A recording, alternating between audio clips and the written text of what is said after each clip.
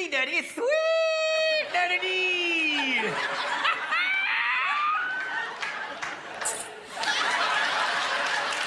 Well, I'm happy to call you my new manager. I'm what you call a player in the management profession. Right. Pimp. As a black man, I find it real troubling for white politicians to become ventriloquists to black conservative dummies.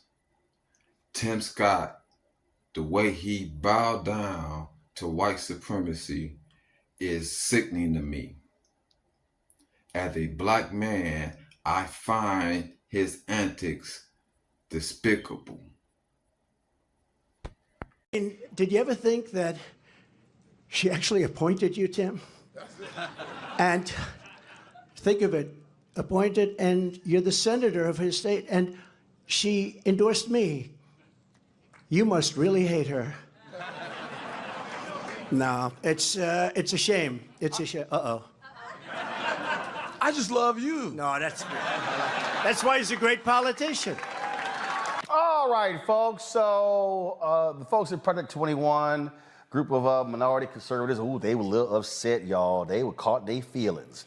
And so Craig DeLuz, this is what he writes. The problem is not guns. It's the zero bail, sanctuary city, and defund the police liberal policies that have progressively made our streets less and less safe. As social justice warriors like Roland Martin continue to advocate for criminals of color, they ignore the fact that overwhelmingly their victims also happen to be people of color. He clearly cares more about violent criminals than he does their victims. Has he been drug tested? Because the segment we were discussing the shooting in Allen, Texas.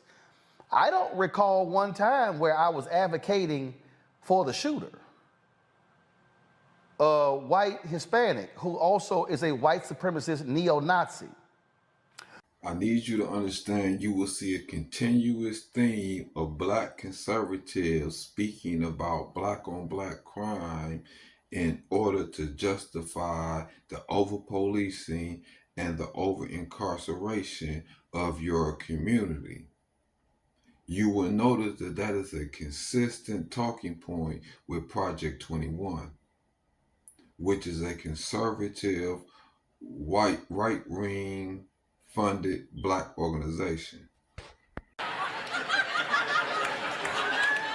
You're a pimp. That makes you the hope. I'm not a whore. What do you do for a living? Make people laugh. Make them feel good, right? You the hope.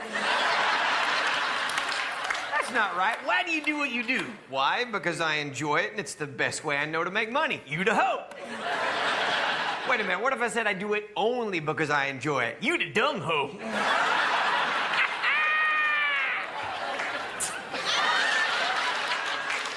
So what ideas do you have for my career? First thing I got to do is school you in street word. All right, so we were just talking about this whole issue of police brutality, police violence committed against multiple Americans, but especially African Americans.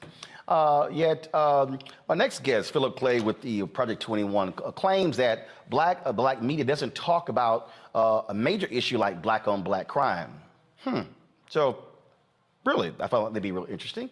So he joins us right now. So, Philip, glad to have you here. So, how do you ascertain we don't discuss the issue of black on black crime? White people would pay people like this black man to come on television or get on the internet to criminalize his own black skin.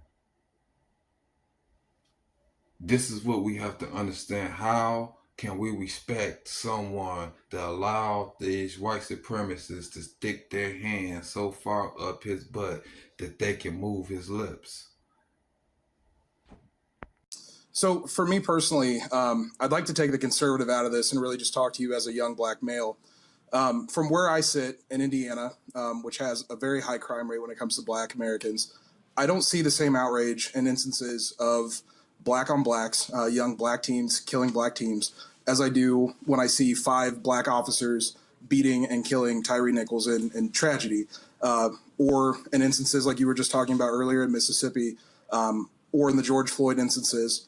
To me, the article that I wrote and the reason I'm on your show is because I feel that until we as a community can start to rally together and say no more, we can't progress. My article intends to say that we need to, as a community, come together and stop blaming police, just blaming police, and we need to stand together, and we need to progress, and we need to make things happen. What is the, so you say you're there in Indiana. What is the white-on-white crime rate in Indiana? You know, rolling off the top of my head, I don't know that figure for you. So I'm trying to understand, if you only mentioning black-on-black crime, how do you not mention white-on-white crime? Because if we're talking about crime in this country, we've seen an explosion in the last several years of crime in rural America that doesn't involve black people. 2019 crimes in the United States. What we know is a total of 6,816,975 crimes were committed in the United States. And we know out of that, 4,729,290 of those were committed by white people. So this is what Roland Moulton means when he says, why is there no conversation about white-on-white crime? Right. Although 89% of black people are killing other black people. There was an article, unfortunately I can't share my screen like you can. Right, but the reality is, if you look at actually crime in America, it typically happens where people live. So typically, if you're black, crime is being committed by someone black, and if you're white, crime is being committed by somebody white. So why is it that no one ever mentions white-on-white crime? Why is it the pathology always black-on-black? Like aggravated assault. White people charged 169,000.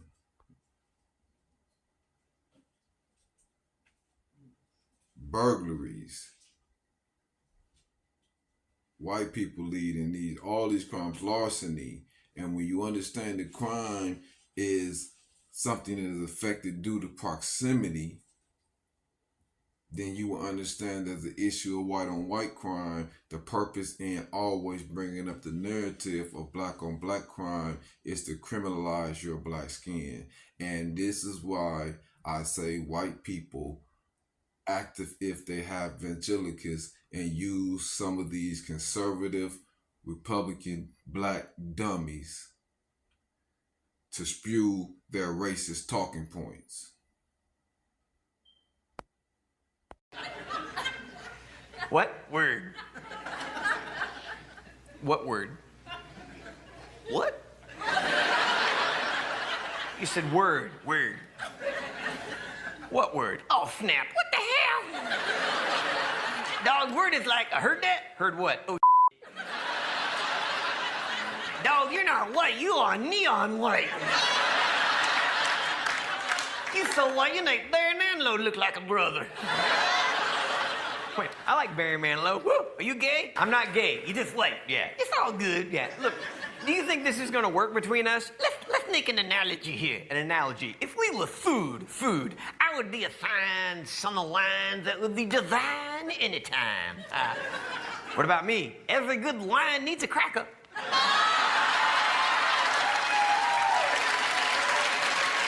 Oh, that's funny right there. You got laugh at that. I need us to understand that this white ventriloquist and this black dummy is sending out the same message as that black Republican is doing. He's sending out the message that blacks are criminally minded, right, looking to get over in every method, and that white people are the straight and narrow, are the safe people. This is what that ventriloquist and his dummy is doing while perpetrating a negative pimp image of black people. This Republican is doing the exact same thing while focusing on black crime and ignoring those that are committed by white people and ignoring the economic conditions of our community and ignoring the assistance that white people community receive versus ours. His intent is the exact same as this white ventriloquist with his racially charged dummy to promote a negative stereotypes of black people being criminals. Crime. Well, I think white on white crime is mentioned. I think it is. No, it's not. It's that phrase is never even used. It's literally never even used. So then what's it called, Roland? Oh, it's called, first of all, they just say crime. But what you have is you have folks who say black on black crime. So again, what I'm saying is, addressing a population that's disproportionately affected. It is a big thing, and I'm not saying it's not a big thing, but the reality is we do focus on what is the underlying issue of crime. So what is that? What's the underlying issue of crime? Please tell me. Huh? Please tell me. You don't know? No, I'd love to hear your thoughts. No, first of all, if you're going to write about how we should be focusing on crime, then you might want to be talking about what is the underlying issue of crime. John Hope Bryant.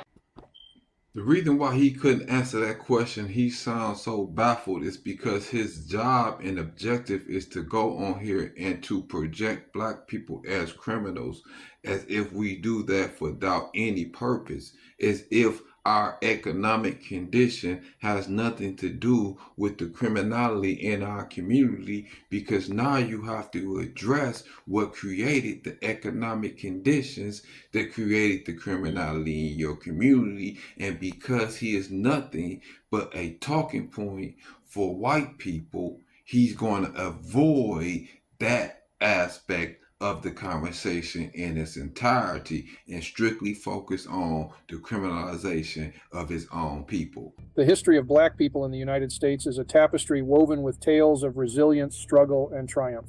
From the harrowing journey of capture and enslavement to the liberating echoes of the Emancipation Act, the black community has weathered storms that would break the spirit of many. However, despite overcoming tremendous odds, the echoes of discrimination, inequality, and deliberate sabotage persistently reverberate through the generations. In the aftermath of emancipation, the promise of freedom was tainted by the ominous shadow of Jim Crow laws and segregation, ensuring that equality remained an elusive dream for black Americans. Surprisingly, in the face of adversity, when being black meant being hated, hunted, and abused, black individuals managed to persevere and build wealth. From the first female self-made millionaire in U.S. history, being a black woman, to other black inventors and innovators breaking through barriers, history tells tales of remarkable accomplishments. However, a startling paradox exists today. The black race, once resilient in the pursuit of prosperity, now represents the poorest demographic in the United States. The black-white wealth gap remains dishearteningly wide, and black people continue to grapple with the challenge of acquiring basic needs and maintaining wealth. It might shock you to discover that this plight is not due to a lack of effort on the part of black individuals. Instead, a covert scheme operates right under our noses, silently sipping black wealth away. Systematic racism persists, demanding that black people work twice as hard for even a modest level of success. Yet upon reaching that point, everything they've worked for seems to crumble. In this video, we embark on a journey to reveal the deliberate sabotage that keeps black people ensnared in poverty. We'll explore the policies that perpetuate this narrative, exposing the flaws in the system that contribute to the persistent inequality. How can